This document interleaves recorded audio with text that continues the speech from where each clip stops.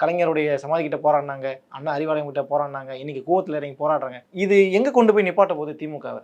ஏதாவது பாதிப்பு ஏற்படுத்துமா திமுகவுக்கு? கண்டிப்பாக ஏற்படுத்தும். இன்னொன்று அவர்கள் நினச்சிட்டு இருக்கிறாங்க, இதெல்லாம் ஒரு சின்ன இதுதானே, நம்மளை என்ன பண்ணணும். நான் ரொம்ப சிம்பிளாக சொல்கிறேன். இன்றைக்கி நேற்று அமித்ஷா பேசுகிறார், தன்னுடைய மகனை முதல்வர் ஆக்குவதற்கு, கட்சி தலைவர் ஆக்குவதற்கு எல்லா வேலையும் ஸ்டாலின் பண்ணுறாரு அப்படின்னு பேசுகிறார். அந்த வேலையை தான் ஸ்டாலின் பண்ணுறாரு. ரைட், பண்ணுங்கள்.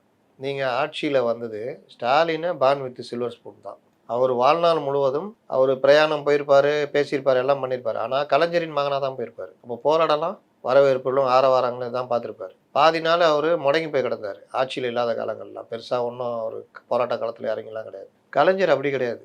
அவர் வறுமையை அனுபவித்தவர், எல்லாத்தையும் பார்த்தவர், எல்லாரு கூடயும் பழகினவர், போட்டிகள் நிறைந்த உலகில் தன்னந்தனியாக நீச்சல் அடித்து தலைமை இடத்துக்கு வந்தவர். அவர் எம்ஜிஆரை பயன்படுத்தினாரா, சிவாஜியை பயன்படுத்தினாரா, அண்ணாவை பயன்படுத்தினாலாம் அடுத்த விஷயம்.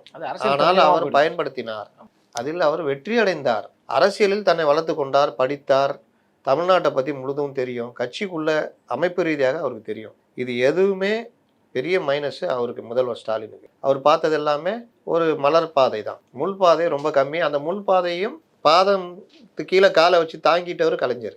கலைஞருடைய கடைசி காலத்தில் ஒரு நல்ல, ஜெயலலிதாவும் இறந்த பொழுது ஒரு நல்ல ஒரு மலர் பாதையில் மக்கள் நல கூட்டணி தோற்று போய் நம்ம இதுக்கு வேலைக்கு ஆக மாட்டோம் தனியாக நின்னா நினைக்கிற டைமில், காங்கிரஸும் நம்ம தனியாக நின்னா வேலைக்கு ஆக மாட்டோம் நினைக்கிற டைமில் ஒரு மெகா கூட்டணி அமைச்சு நீங்கள் மறுபடியும் மலர் பாதையிலேயே ஆட்சியை பிடிச்சிட்டீங்க.